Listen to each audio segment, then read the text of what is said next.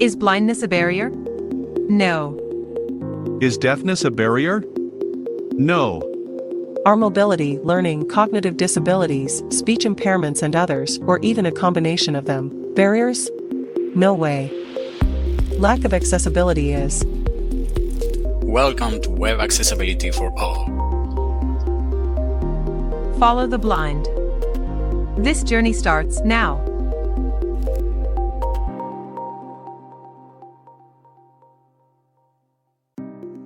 Hi there, my friend. This is Ariel, your host, and welcome to another episode of Web Accessibility for All, the podcast where we break down the tough stuff in web accessibility so you can build better, more inclusive experiences. Today we are diving into a topic that often trips up even experienced developers and designers: focus management in modern dynamic web apps. If you are here, you probably already know the basics. Focus order follows the DOM structure. Keep a logical tab order. Never remove focus outlines. But what about the real challenges? How do you manage focus in responsive layouts where elements shift visually but stay in the same DOM order? Single-page apps where content loads dynamically and focus get lost? Complex components like modals, tooltips, and popovers that the users need to interact with seamlessly? Let's get into it. Case 1. The navigation that ghosts you. Meet Alex. She is working late, testing her company's new mobile-friendly web app. She's tabbing through the interface, trying to reach the main content. She lands on the menu button and presses Enter. The mobile navigation panel slides in, but something feels off. She presses Tab, nothing happens. She tries again. Still nothing. Wait, where's my focus? She mutters. She hits Tab a few more times. Suddenly focus jumps to a completely hidden element. What went wrong? The menu opened, but focus wasn't moved inside it. Escape key? No. No way to close it without using a mouse. Moreover, users who can't see the screen now have to guess where they are. Lesson: if an interaction changes what's visible, it must also change where focus is. How to fix it? 1. Move focus into the menu when it opens. 2. Trap focus inside so users don't tab behind the overlay. 3. Return focus to the menu button when closing. This is one of the most common focus issues in modern web apps, especially when building mobile navigation menus. Case 2. The responsive layout that gaslights you. Meet Jordan. He is ADHD and relies on a structured digital environments to stay on task. Jordan is filling out an online job application. He presses Tab to move from the first name field to last name. But then the focus jumps somewhere he doesn't expect. Where am I? He mutters, eyes darting around. He taps again, trying to predict the next stop. It's like a game of concentration, except he never signed up to play. Worse, he forgets what he was doing in the first place. Frustrated, he closes the page. Guess I'll apply later or never. Lesson: when focus doesn't follow a logical reading order, users with cognitive disabilities may lose track of tasks, leading to frustration and abandonment. Now let's talk about responsive design and focus order. Picture this. You're designing a dashboard with a sidebar on the left and the content on the right. On desktop, it looks great. Users tab through the sidebar first, then move into the content. But on mobile, the sidebar moves to the bottom. What happens? The user tabs through invisible elements before reaching the content. They get confused because the focus doesn't match the visual order.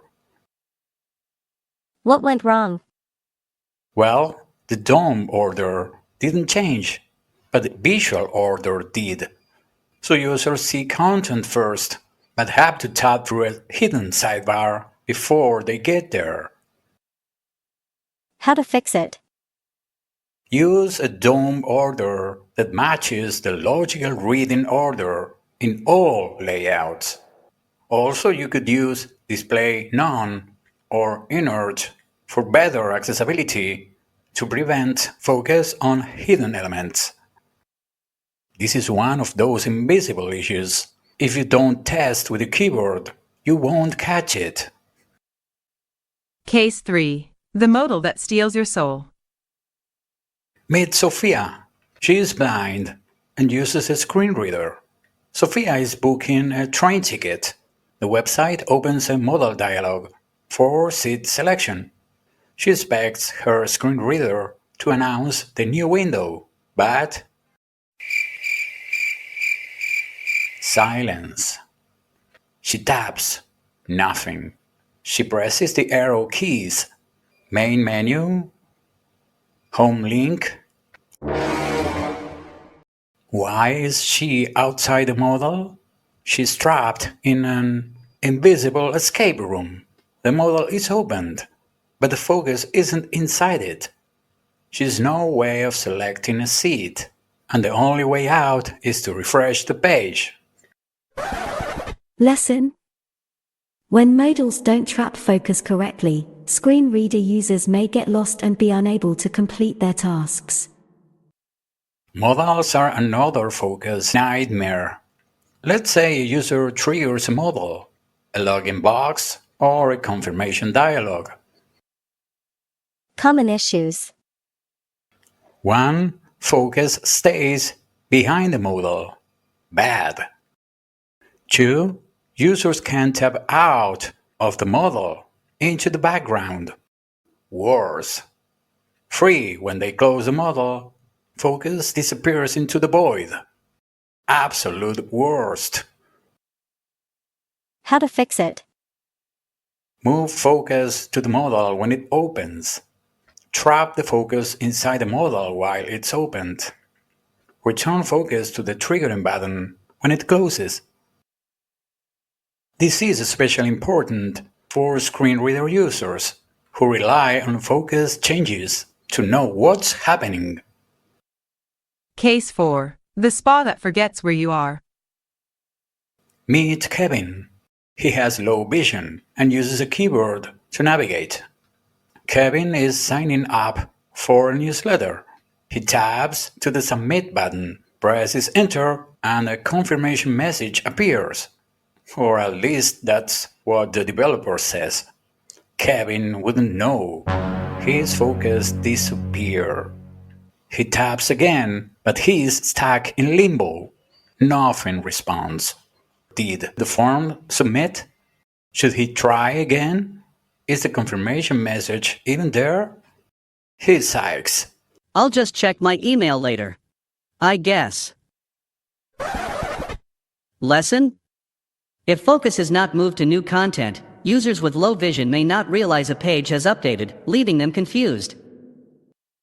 In traditional websites with static content, the tab order is usually determined by the order of elements in the HTML source code. However, single-page applications or SPAs load content dynamically. This means the DOM changes to allocate or deallocate elements, and so the focus order could change subtly or dramatically.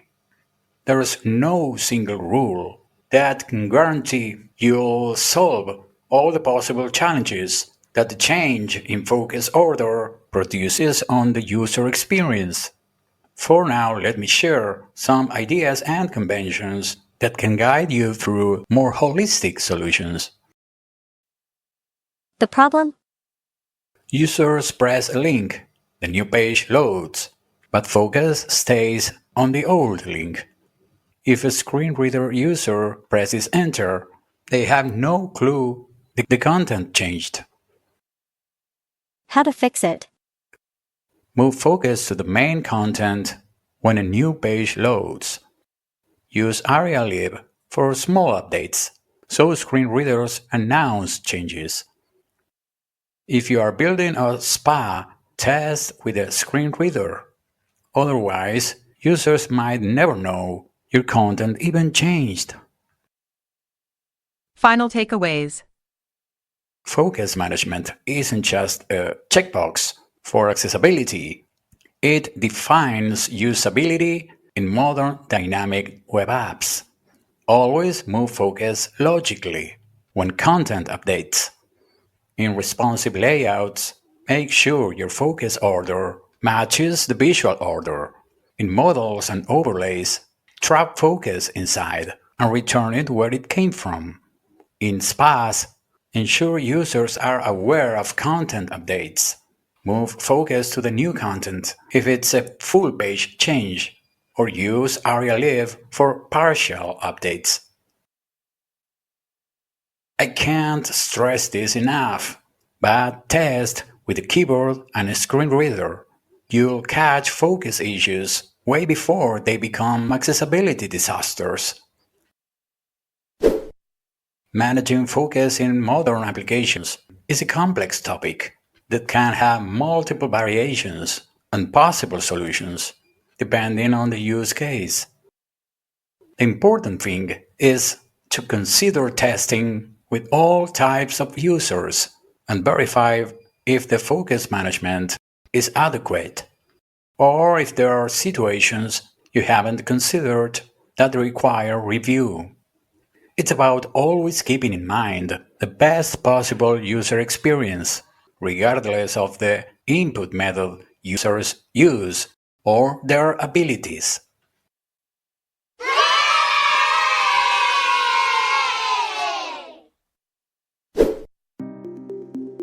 That's all for today.